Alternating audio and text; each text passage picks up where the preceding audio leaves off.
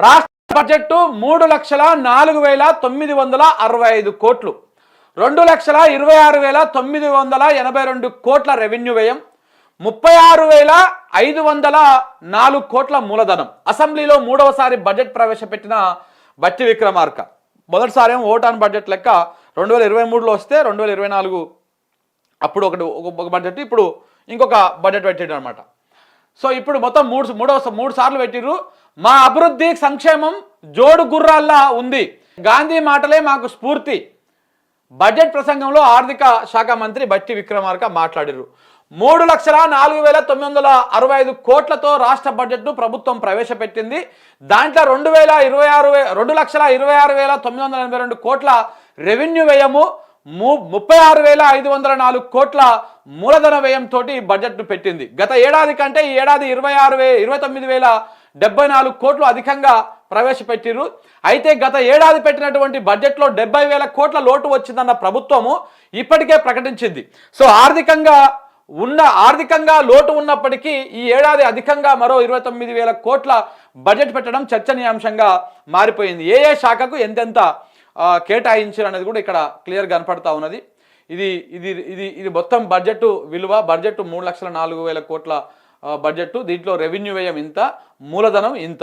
ఇక దీంట్లో ఏ శాఖకు ఎంతెంత పెట్టిరు అంటే వ్యవసాయ శాఖకు 24,000 కోట్లు, 24,439 కోట్లు పెట్టిరు. పశు సంవర్ధక శాఖకు 1,674 కోట్లు పెట్టిరు. పౌర సరఫరాల శాఖకు 5,734 కోట్లు పెట్టిరు. విద్యాశాఖకు 23,108 కోట్లు పెట్టిరు. మహిళా శిశు సంక్షేమ శాఖకి 2,862 కోట్లు పెట్టిరు. ఎస్సీ సంక్షేమానికి 40,000 కోట్లు పెట్టిరు. ఎస్టీ సంక్షేమానికి 17,000 కోట్లు పెట్టిరు. బీసీ సంక్షేమానికి 11,000 కోట్లు పెట్టిరు. ఇక చూడండి, బీసీ సంక్షేమానికి ఎంత పెట్టిరు? 11,000 కోట్లు. బీసీ జనాభా ఎంత? ఇప్పుడు వీళ్ళు చెప్పిన లెక్కల ప్రకారం 56%. అసలు లెక్కల ప్రకారం 60%కి పైనే ఉంటుంది. కానీ ఇక్కడ పెట్టిందంతా 11,000 కోట్లు. మైనార్టీల సంక్షేమానికి 3,591 కోట్లు. ఐటీ శాఖకు 7,000 కోట్లు. వైద్య ఆరోగ్య శాఖకు 12,392 కోట్లు. విద్యుత్ శాఖకు 21,000 కోట్లు. సిటీ డెవలప్మెంట్కు 150 కోట్లు. ఇక ఎంఏయుడి శాఖకు 17,000 కోట్లు. నీటిపారుదల శాఖకు 23,000 కోట్లు. అంటే నీటిపారుదల శాఖ అంటే మరి ఇది ఇందులోకే వస్తుంది. ఈ ప్రాజెక్టులు ఇవన్నీ వ్యవహారం కూడా ఇందులోకే వస్తుంది. పెద్దగా ప్రాజెక్టుల నిర్మాణానికి సంబంధించి బడ్జెట్ అయితే పెద్దగా ఏం పెట్టలేదు. రోడ్లు భవనాలకు 5,900 కోట్లు. పర్యాటక శాఖకు 775 కోట్లు. క్రీడా శాఖకు 465 కోట్లు.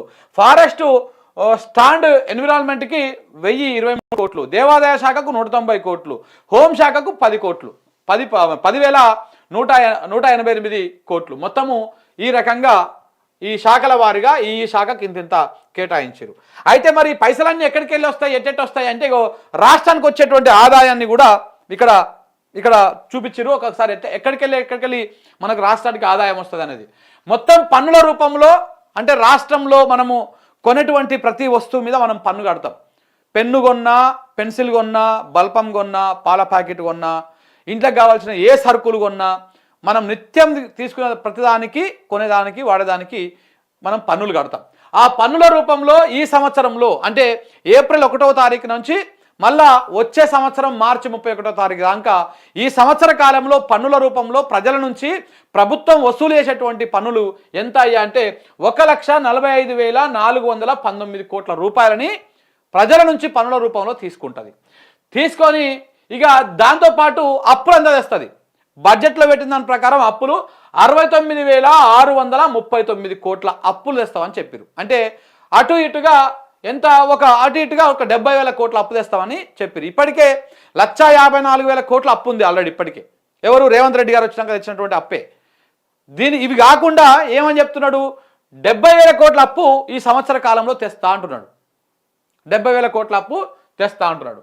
ఇక దాంతోపాటు కేంద్ర పన్నుల్లో వాటా అంటే కేంద్రానికి పోతుంది కదా. ఇప్పుడు జిఎస్టీ రూపంలో, రకరకాల రూపంలో కేంద్రానికి కట్టేటువంటి పన్నులల్లో ఆ వాటా మనకి 29,899 కోట్లు వస్తాయని చెప్పేసి అంచనా వేస్తారు.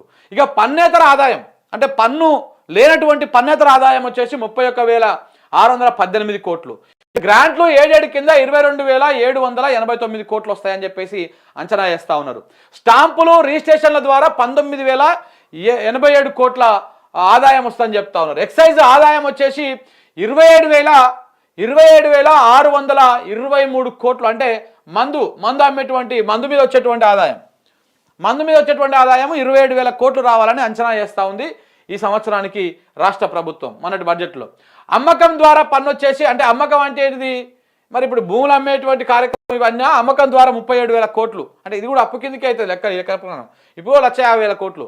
వాహనాల పైన పన్ను వచ్చేసి 8,535 కోట్లు తీసుకోవాలి. మొత్తం ఈ రకంగా 3,04,000 కోట్ల రూపాయల బడ్జెట్ని ఈ రకంగా సమకూర్చుకుంటాము అని చెప్పారు. సో మెజారిటీ ఏంటిది, రాష్ట్రాన్ని నడిపించేది ఎవరు, మనం కట్టేటువంటి పన్నులు. 1,45,000 కోట్లు. అంటే బడ్జెట్ నిన్న పెట్టేటువంటి బడ్జెట్లో సగానికి పైగా మనం కట్టేటువంటి పన్నుల రూపంలో వచ్చేటువంటి ఆదాయం ఉన్నది. సో ఈ రకంగా మనం రాష్ట్ర ప్రభుత్వానికి అంత బడ్జెట్ ఎట్లా సమకూరుతుంది అనేది ఇక్కడ క్లియర్గా కనబడతా ఉంది.